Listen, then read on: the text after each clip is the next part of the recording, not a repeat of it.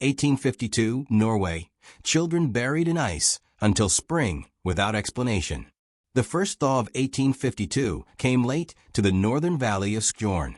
For months, the mountains had held the village hostage, buried beneath layers of ice so thick that even the wolves had stopped howling. But when the sun finally cracked through the gray, when the wind softened and the rivers began to whisper again, what the melting snow revealed was not life returning, but death. It started with a single child. A farmer, trudging through the half-frozen meadow near the old church, saw something pale glinting beneath the ice. At first, he thought it was a patch of birch bark, but as he scraped away the frost, his breath caught a small hand, frozen stiff, reaching upward as if it had clawed through the ice, desperate for air. By the time he returned with help, the villagers had uncovered 5 of them. Tiny bodies, perfectly preserved in the frozen ground, their faces still soft, their eyes closed as though asleep. There was no sign of struggle, no wounds. Just peace, cold, absolute, and unbearable. The air turned heavy with silence. Even the crows refused to gather. As word spread, more came to help dig. The ice cracked open like glass under their boots, revealing shapes beneath, small outlines, scattered in a pattern that no one could explain. Some were found near the riverbank, others near the bell tower, one even half buried inside a barn, all frozen, as if laid there purposefully before the snow fell. "Who are they?" someone whispered. No one answered, because everyone in Skjorn already knew there were no missing children in their village. None. The realization spread like a chill deeper than winter itself. Where had these children come from? The nearest settlement was over 30 kilometers away, across forests impassable during winter. No one had traveled through the blizzards that year. Even the trade routes were cut off since December. Yet somehow, these small strangers had found their way here, or been brought here. That night, the villagers gathered inside the church, huddled around dim candles. The pastor, pale and trembling, read from the Psalms, but fumbled over the words. Every few seconds, his gaze drifted toward the frost-covered windows, as though expecting to see someone or something looking back. Outside, the wind had started again, soft at first, then louder, until it howled against the chapel walls like a beast clawing to get in. In that sound, several swore they heard something else. A faint hum, a child's laugh, then another, and then the unmistakable sound of footsteps on snow. By dawn, 2 more children were found, frozen not far from where the others lay, their bodies arranged side by side, their hands clasped. A small wooden cross rested between them, carved crudely, as though by trembling hands. The people of Skjorn no longer dared to speak of it aloud. They buried the bodies again, not out of respect, but fear. The ground was still half frozen, and the shovels clanged like iron bells as they struck through the permafrost. Some said they could hear faint cracking sounds beneath the earth, like breathing ice. When they covered the last grave, snow began to fall again, thick and soundless. By evening, the entire valley was white once more, hiding the graves, the fear, and the questions that would soon consume them all. But deep under the ice, something remained, something that would not rest. When investigators finally reached Skjorn in late March of 1852, they expected to find a grieving community, shaken, perhaps, but alive. Instead, they found silence. The snow along the valley road was freshly broken, marked only by the horses' hooves of the search party. No smoke rose from the chimneys. No dogs barked. No voices echoed through the narrow paths that led to the church. The entire village stood like a photograph, still, cold, and abandoned. The first to notice something was wrong was Officer Lund. He called out, his voice cracking in the empty air, "Hello? Er det noen her?" But only the wind replied, brushing against the frost-coated fences. Doors hung open. Tables were set for meals that had long gone cold. Plates still held the gray remains of stew. A wooden spoon rested mid-drop beside a chair, as if the person eating had vanished in the middle of a bite. Inside one cottage, a cradle rocked gently, its ropes swaying though there was no breeze. The candle nearby had melted into a puddle of wax long ago. In another house, a pot of water sat frozen solid on the stove. The clock above it had stopped precisely at 12:47. Every home told the same story. People who had lived ordinary lives until one moment when they simply stopped. The investigators split into groups, searching every house, every barn, every cellar. They found coats still hanging by doors, boots lined neatly on the floor, and firewood stacked inside. It was as if the entire population had stepped outside and never returned. There were no footprints in the snow, no signs of a struggle, no animal tracks, nothing.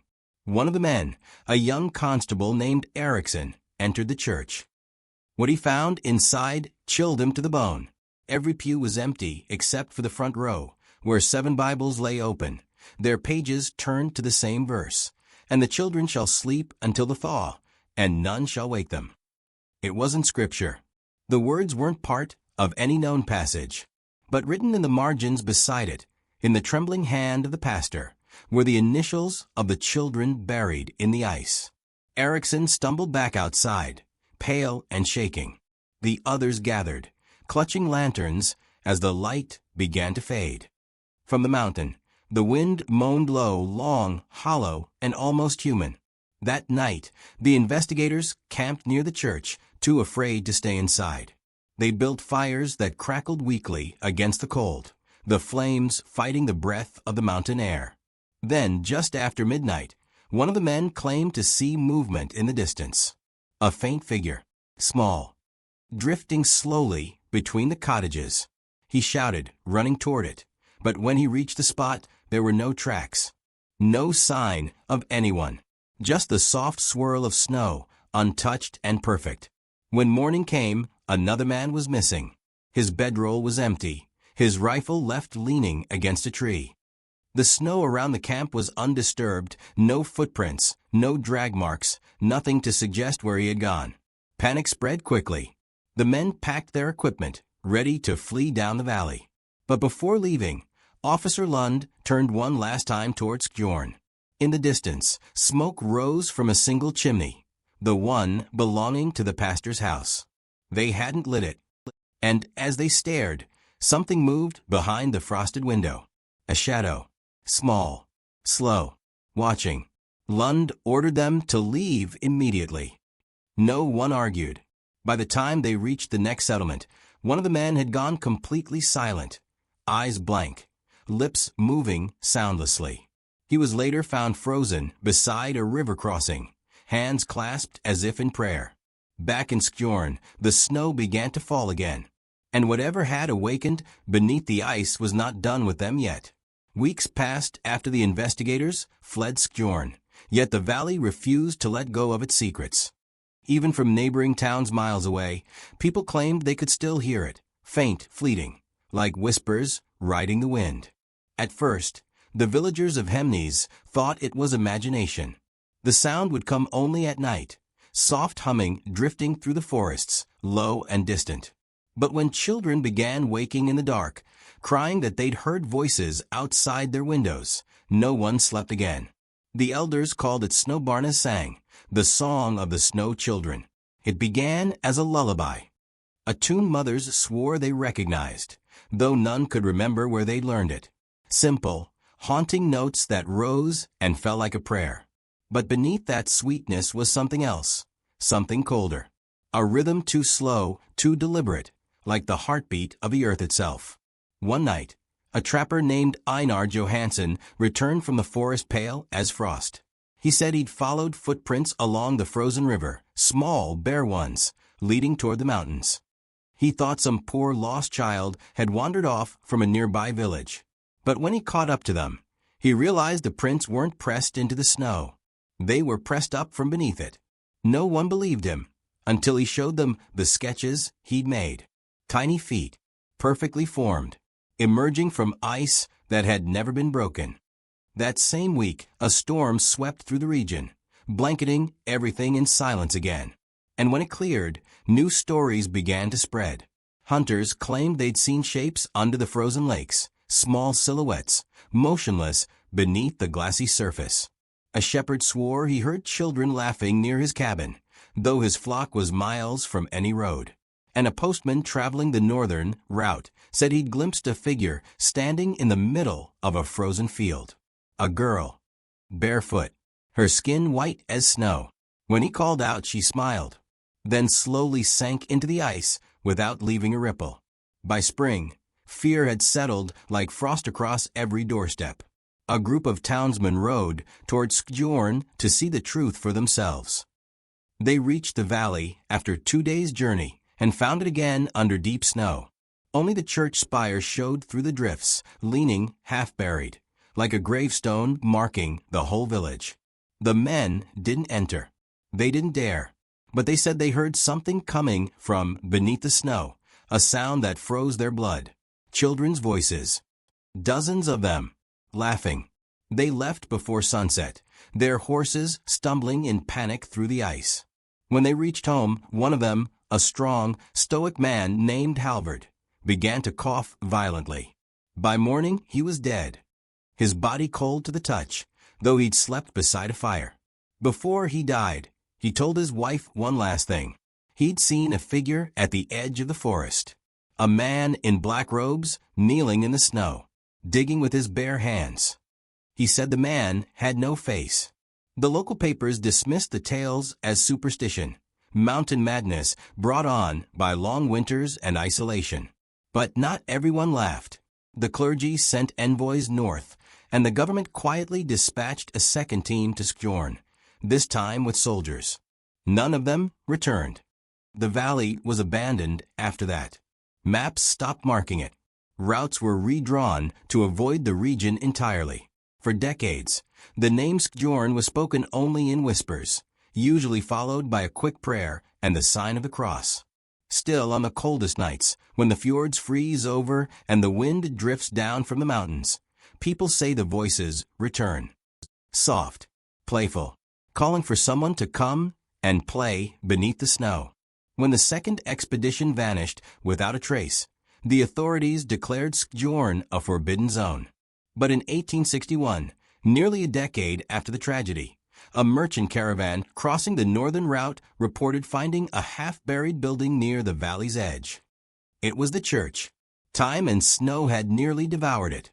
The steeple lay broken, the bell cracked in half, and the altar had sunk into the floorboards. Yet inside, under a pile of collapsed beams, they found something that survived the cold, an old leather-bound journal wrapped in cloth and sealed with a thin iron cross. The initials carved into the cover read P. Pastor Eric Lundgren, the man who once led the people of Skjorn. The pages inside were brittle, but intact, written in neat, deliberate handwriting that grew more frantic as it went on. It began with ordinary notes, sermons, births, weather attendance, until December of 1851, when everything changed. The children cough at night. Their skin grows pale, their eyes sink. The doctor says it is a fever. I do not believe him. A few entries later, the ground does not freeze as it should. I dream of the river whispering to me, keep them safe beneath the snow. I awoke with frost on my breath and the taste of salt in my mouth. As the pages turned, the tone darkened. He wrote of visions, of children standing at his bedside, silent, their eyes glazed with ice. He wrote of a light beneath the mountain, a glow that pulsed like a heartbeat every night at the same hour, 12:47, the exact time every clock in the village had stopped. I led them there, one entry confessed. I told the parents the earth would protect them until spring, that the cold would purify what sickness could not. I lied. God forgive me, I lied. The later pages were smeared with what looked like dried blood and melted wax. The pastor's handwriting became erratic, each line more desperate. They do not sleep. The snow breathes. I hear them underfoot when I walk to pray. The mountain moves. The children are not dead, only waiting. Then the final entry, dated January 19, 1852, the night before the last recorded snowfall. Tonight the wind calls my name. I will join them before dawn. I hear their laughter in the church walls. I feel their hands beneath the floorboards. If God will not forgive me, perhaps the ice will. The last page was torn at the corner, but faint words could still be made out. They will rise with the thaw. The merchant who found the journal reportedly brought it to Trondheim, where it was handed to the local bishop. But before the church could archive it, the building housing the records caught fire. Only fragments of the journal survived, blackened, brittle, smelling faintly of brine. Those who read it before it burned swore they felt the temperature in the room drop. One clerk claimed frost formed on the ink as he turned the pages. Another said he heard the sound of children laughing faintly behind him, though he was alone in the archive. After that night, the remaining pages were sealed in a vault beneath the cathedral, never displayed, never discussed again.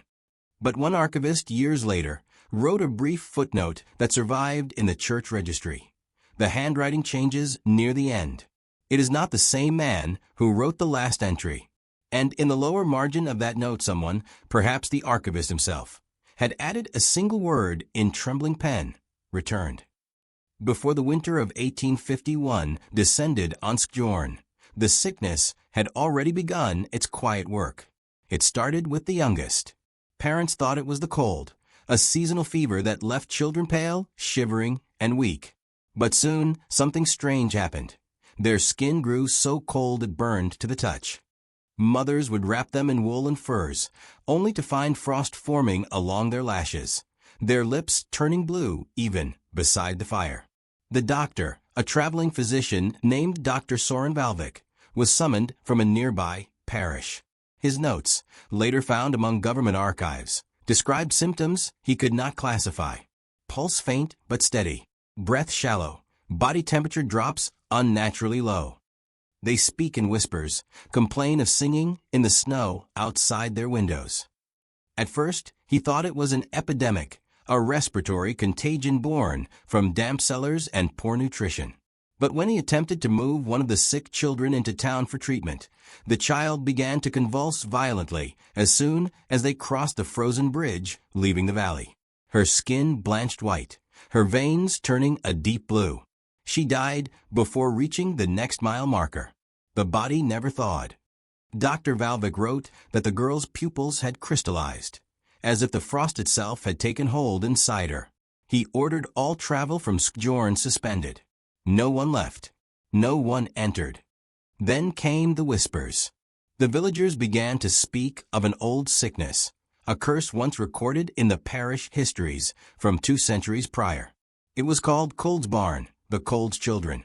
According to the folklore, it appeared once every few generations when the valley grew too silent and the ground refused to freeze. The illness was said to be less of a disease and more of a summoning, the mountain reclaiming what it had lost. Children who died under its touch were not to be buried in the earth, for the soil would reject them. They were to be laid in the ice, where the silence could keep them whole. At first, the pastor dismissed this as pagan superstition. But the longer the sickness spread, the less anyone could deny it. The fires no longer kept the houses warm. Milk curdled overnight. Crucifixes froze to the walls. And still, the children kept singing. Their voices, faint but rhythmic, floated from bedrooms and barns even after their breathing had stopped. Parents would sit through the night, listening to their dead children hum lullabies from beneath the floorboards. Desperation turned to madness. Some families packed sleds and fled through the mountain passes. Most were never seen again. By early January, over half the children in Skjorn were gone.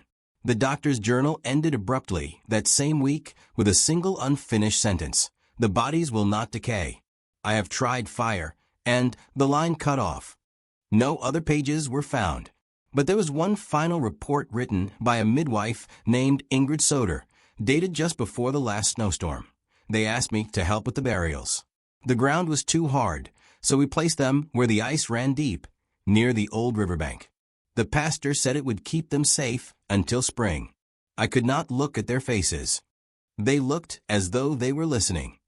Historians later confirmed that Ingrid herself vanished days after making that note. Her name appeared again in the 1860 census, listed under missing, presumed dead. Yet a traveler passing through the region in 1873 claimed to have met an elderly woman near the ruins of Skjorn. She called herself Ingrid. She had frost scars along her arms and could not stand sunlight. When asked about the winter of 1851, she said only one thing: "We thought we were burying them. We were feeding them." In the heart of January 1852, the mountain above Skjorn began to groan. At first, it was faint, a low vibration that stirred dishes on shelves and made lamps quiver on their hooks. But within days, the earth itself began to tremble like something alive beneath it. The villagers thought it was the thaw coming early. But there was no thaw, only deepening cold. The sky hung heavy and gray, the kind that presses down until you can feel it in your lungs. The river froze so solid that the fish inside could be seen, perfectly preserved mid-swim. And then came the sound, not thunder, not wind, but something deeper. A pulse. It came every night at exactly 12:47, the same moment when the clocks in the village had stopped weeks earlier. Survivors from nearby settlements would later describe hearing it even miles away, a rhythmic thundering from beneath the snow, echoing like a heartbeat through the frozen valleys. Doors rattled. Windows cracked. The church bell rang without being touched. Then, one night, the mountain moved. Eyewitnesses said the entire northern face shifted, splitting open in a shower of white dust and roaring wind. A massive avalanche followed, swallowing half the valley in a matter of seconds. Snow poured down like the ocean breaking loose from the heavens. But within that avalanche, something else moved. One farmer watching from the ridge claimed he saw lights, hundreds of tiny flickers like candles glowing within the storm, weaving through the blizzard as though alive. Others said they heard children's laughter carried by the rushing wind, mixed with the distant, desperate sound of church bells ringing from beneath the snow. When the silence returned, Skjorn was gone. No rooftops, no fences, no paths, only an endless white plain where the valley had been. Weeks later, when rescuers finally dared to return, they found the church spire barely visible above the drifts. Around it, the snow was hard-packed, almost sculpted, forming a circle as if something had pressed outward from below. In the center of that circle, the rescuers uncovered a single cross, wooden, crooked, half-buried, and beside it a child's doll, its porcelain face cracked but untouched by frost. The avalanche had buried everything, and yet, somehow, something seemed placed. Even more unsettling, the snow never settled naturally afterward. The ground pulsed faintly beneath it, like breath under a blanket. When men tried to dig, their tools froze to their hands. One by one, they abandoned the site, leaving it to the silence. But one man, an old miner named Torleif Gunderson, refused to leave. He swore he'd heard his daughter's voice calling from beneath the snow. She died in the sickness weeks before. They found him days later at the edge of the drift. His body was upright, half-buried, eyes wide open. His mouth was full of ice. His arms were outstretched toward the mountain. The priest who buried him wrote that the ground under the grave moved softly, as if it breathed. After that, no one went back. The valley was marked on maps as unsafe for passage, area unstable due to shifting permafrost. But locals knew better. They said the avalanche wasn't caused by snow or stone, but by something waking. The heartbeat of the mountain was not the sound of collapse. It was the sound of release. And from that day forward, whenever the winter grew too still, the people of the north listened closely to the wind. If they heard that pulse again, that low rhythmic echo from the earth, they knew what it meant. The mountain remembers. The mountain breathes. And one day, it would open again. The following spring, when the snows began to retreat, a hunting party traveling near the old riverbank made a discovery that reignited every buried fear. It was late afternoon. The ice along the water had thinned into sheets, fragile, transparent glass that shimmered under a dull sun. One of the hunters, bending to refill his flask, noticed a pale shape beneath the surface. At first, he thought it was driftwood caught in the current. Then he saw the face. A girl, frozen just below the surface, her body encased in a perfect cradle of ice. Her skin was ivory white, her hair fanned out around her head like golden threads, unspoiled by decay. Her eyes, open, stared upward through the ice, clear and blue as the northern sky. The men stepped back in terror. The ice beneath them groaned. None dared touch her. What struck them most was her expression. She wasn't afraid. She was smiling. Word spread quickly, even reaching Trondheim. A small group of scholars, priests, and government officials traveled north to examine the find, one of the few times the authorities formally acknowledged Skjorn after its disappearance. The girl's body was transported to a nearby mission outpost, where they placed her in a cold cellar to prevent thawing.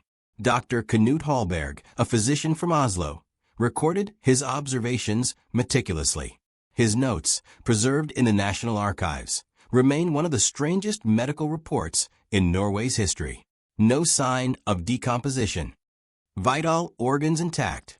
Hair, eyelashes, nails, preserved as if death occurred hours ago. Tissue exhibits unusual crystalline structure, unlike any known frostbite or embalming effect. Pupils react faintly to light exposure. Reacted. He repeated the test 3 times.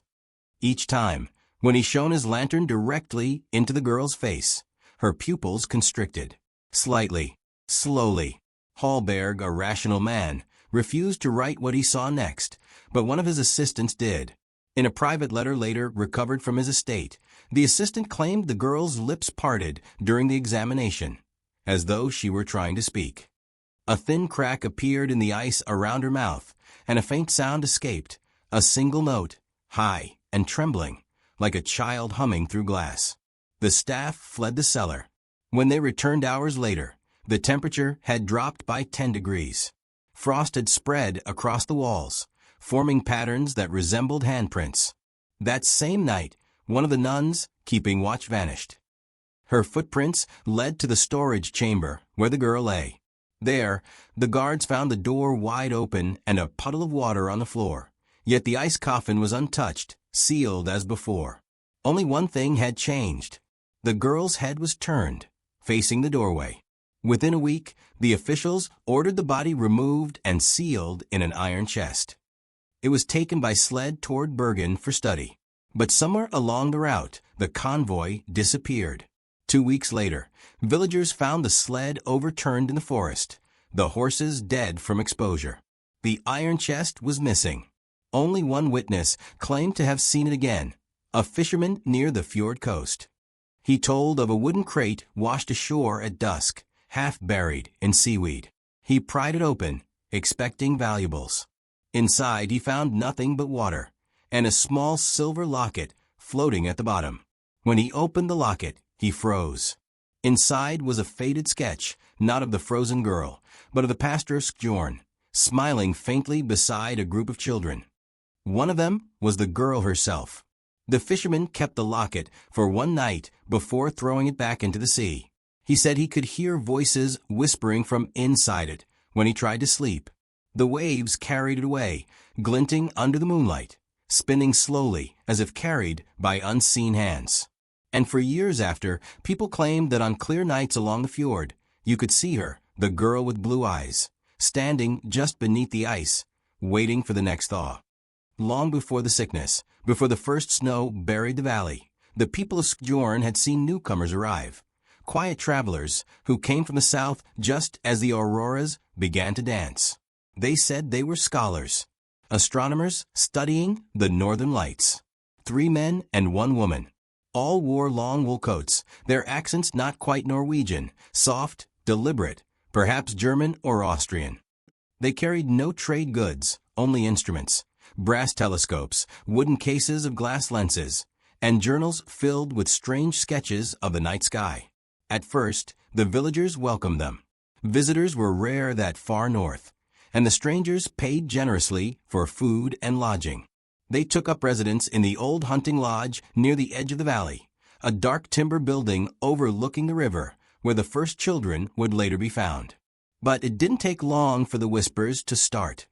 The blacksmith's wife said she saw them outside at midnight, not watching the sky, but the mountain itself, pointing their lenses toward its snow-covered peak as if expecting something to emerge. Another villager, a shepherd, claimed he heard them singing. Not words, sounds. Low tones that hummed in unison, almost mechanical. He said the air around them shimmered, and when he approached, his lantern went out.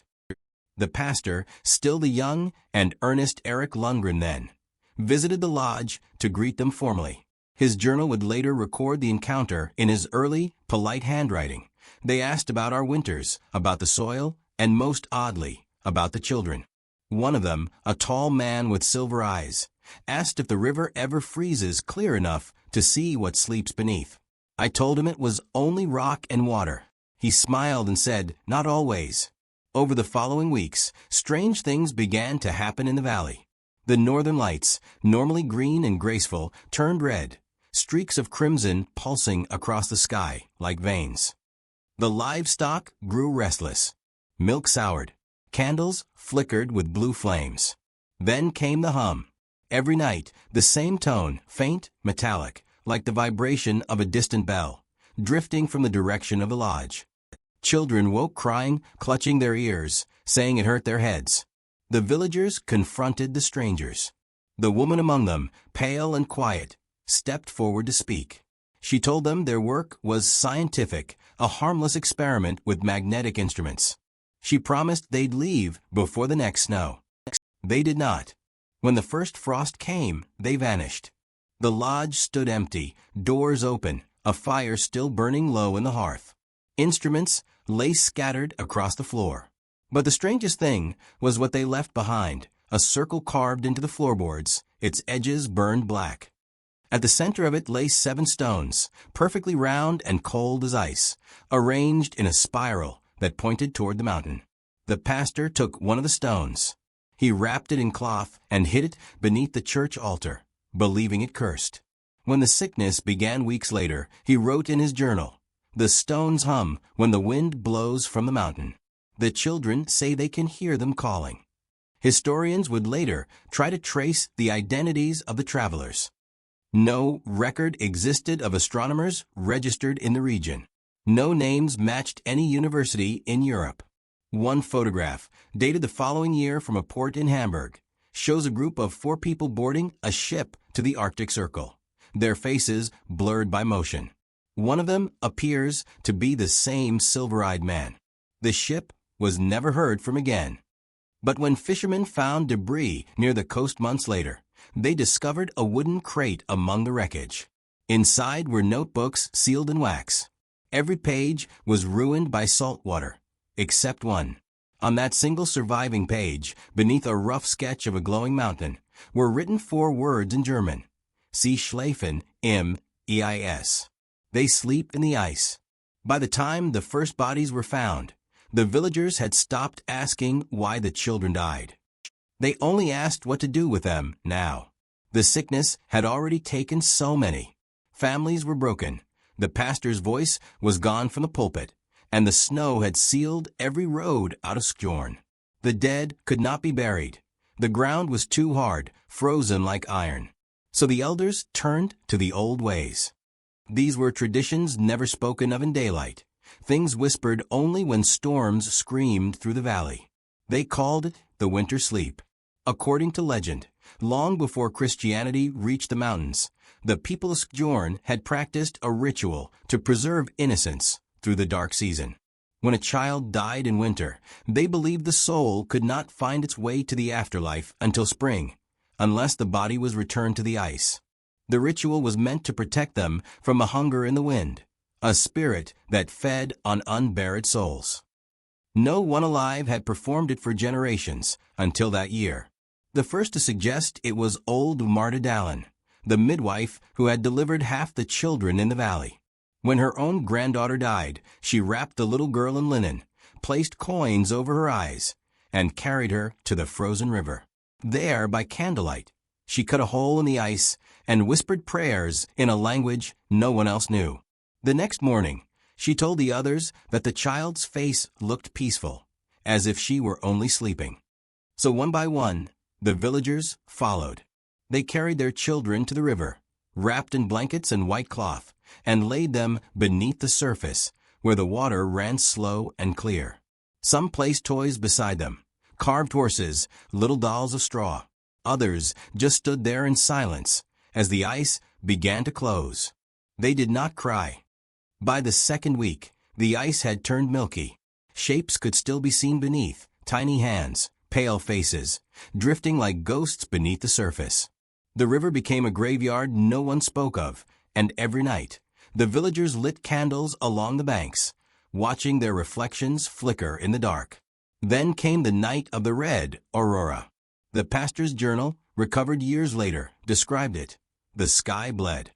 Every ripple of light was crimson, and the river sang. We heard it through the walls, a humming like 100 voices rising from beneath the ice. The candles blew out. The wind screamed. I felt them. They were awake. That was the night the mountain cracked open. The sound came first, a deep, booming echo that shook the valley. Then the ground split. Snow poured from the slopes, swallowing fields, houses, and the church itself. By dawn, Skjorn was gone. Only the frozen river remained, smooth and unbroken, as if nothing had ever lived there. For decades after, travelers who crossed that valley in spring claimed they saw faces in the thawing ice. Some said they heard whispers, lullabies in a language they didn't know. But the most chilling discovery came years later, when a small group of archaeologists unearthed the ruins of the old church. Beneath the altar, they found a stone, perfectly round, humming faintly when touched. Wrapped around it was a torn piece of parchment, the writing barely legible. Do not break the ice. They are not buried. They are waiting. The parchment was signed, Eric Lundgren, the same pastor who vanished in the avalanche. When spring finally came to Skjorn Valley, it brought silence first. The kind of silence that follows ruin. Heavy, hollow, infinite. Weeks after the avalanche, when the snows began to melt, a rescue party was sent from the nearest town, Røros. 20 men on horseback, carrying shovels, lanterns, and the old priest from their parish to bless the dead. They expected devastation. What they found was worse, a valley eerily untouched. The mountain had fallen, yes, but the snow lay smooth, unbroken, as if it had covered something deliberately. The old church spire poked from the drift, like a finger pointing to heaven, and below it, frozen solid in the river, were the children. Dozens of them, perfectly preserved. Their faces looked peaceful, eyes closed, lips faintly blue. Each one wrapped carefully in cloth, some embroidered, some plain, but all arranged in a single line stretching from the church down to the bend in the river. It was as if someone had placed them there after the avalanche. But no footprints, no tracks, no signs of life at all. One rescuer, a miner named Ola Karlsson, broke the ice with his pickaxe to pull the body free. What he found stopped his breath. The child's heart, it wasn't there. The chest cavity was empty, the flesh perfectly preserved, but hollow. The others rushed to help, thinking he had imagined it. But every single child they pulled from the ice was the same, perfectly intact, except for the missing heart. Inside the church ruins, they discovered the pastor's final journal entry. The ink had frozen mid-stroke, but the words were still clear. They are not dead. They are taken. The mountain feeds, and the valley sleeps. If you see the red light again, run. The men didn't stay the night. They covered the bodies with snow and fled down the valley before sunset. But when the first thaw truly came, the ice split wide open, and the current carried the children downstream, dozens of pale forms drifting through the mist. Some claimed they heard laughter echoing from beneath the melting river. Others swore they saw tiny eyes open for a moment before the water took them. Authorities later sealed the area, citing unstable ground and contaminated conditions. The church records of Skjorn were lost, and no official report was ever filed. The tragedy vanished into rumor, another ghost story whispered by travelers on the mountain roads. But every few decades, something strange happens again. In 1904, a photographer hiking the region captured an image of the frozen valley. When he developed the plate, he found faint outlines beneath the ice, dozens of small, human silhouettes, holding hands. In 1927, Miners working near Roros reported hearing children singing through the mountain tunnels. The same haunting melody was later confirmed by locals, a lullaby still known in the region today. No one remembers the words, only the tune. Slow, sad, endless. And in 1952, on the 100th anniversary of the disaster, a team of researchers returned to the site with modern instruments. Beneath 20 meters of permafrost, they detected rhythmic vibrations, faint but steady, like a heartbeat. When they drilled down to take a core sample, the ice began to hum. The recording from that day still exists. It lasts exactly 47 seconds. The sound begins as a low vibration, then rises into what can only be described as the voices of children, whispering in unison. At second 46, the hum stops. At second 47, a single word is heard in Norwegian, vaknap. Wake up. The researchers sealed the site again. None ever returned. Today, Skjorn Valley remains off-limits, marked on maps as unstable terrain. No villages, no roads. Only snow, silence, and wind. But in early spring, when the ice begins to melt and the river runs clear, locals say you can still see faces in the thaw, children's faces, pressing gently against the ice as if listening, waiting. And when the aurora burns red across the sky, the valley hums once more.